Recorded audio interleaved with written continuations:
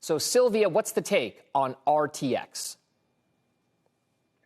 Hi, Dom. Great to see you. Well, RTX, I think, is positioned to be a buy. Very much interested in this stock. I just think that there's, sort of a tailwind here because of a lot of the geopolitical issues that we're seeing. You heard the CEO, unprecedented historical demand because of Israel, Hamas, Russia, Ukraine. And the company is really, poised to compete there. It's also very much a value play. So, their forward PE is about 13 as compared to a Boeing at 33.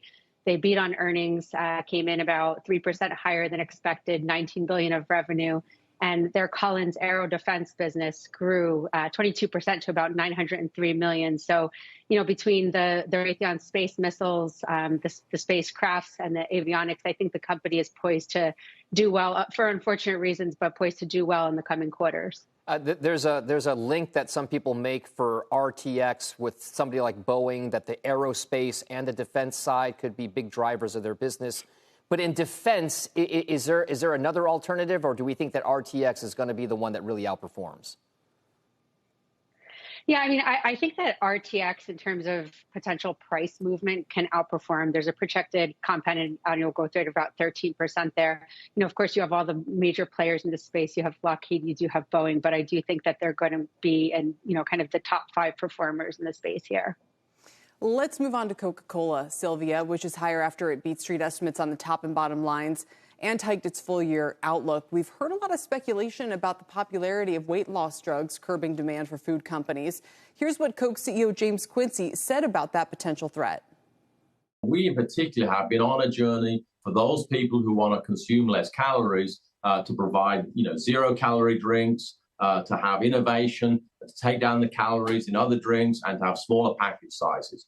So we think an environment where people are looking to consume less calories, we can absolutely, we have the portfolio that will fit for that sort of environment. And in the end, if you want to consume less calories, you can eat less food. But from a hydration point of view, you're going to have all the liquid, or largely have all the liquid. So we believe we can provide the low-calorie options for those people who are looking for that. So we don't see at this stage a structural issue of any large scale for the beverage industry. I don't know if you want to wade into the weight loss debate itself, Sylvia, but would you buy the shares here?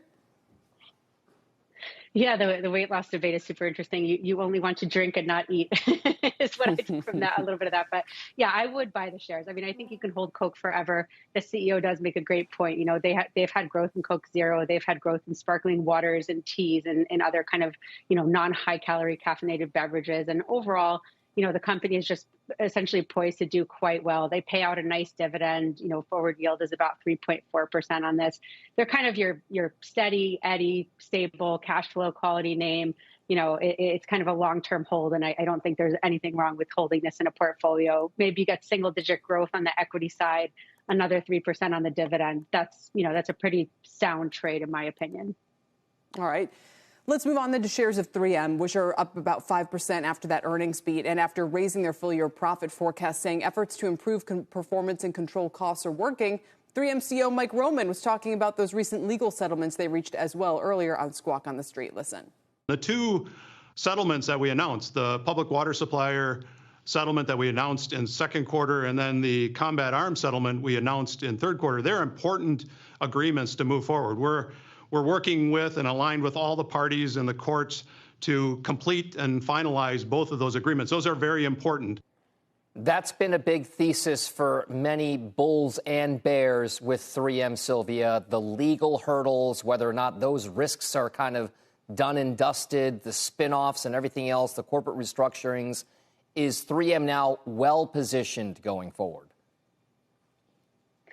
Well, so I think they had a great quarter. This earnings call was a good one. They beat by 33 cents on EPS, and they beat it by about $280 million on the revenue side. They have more operating cash flow. They've done a great job cutting costs. That kind of growth isn't coming organically necessarily. It seems to be cut from cutting costs and some efficiencies there. I like that they're, going to hitch their wagon onto the AI trade. They're talking about investing in these higher margin businesses like electrification of driving, industrial digitalization, things like this. That's a growing business. But the two reasons that I'm sort of going to just watch this stock for the next 2 quarters is because of these lawsuits, right? They have about $6 billion in cash, $1 billion in stock to pay off on the earplugs lawsuit, and then another right after, right before that came the $10 billion that they're paying for Forever Chemicals to the public water companies. The investment in AI has to come to see the growth in revenues there.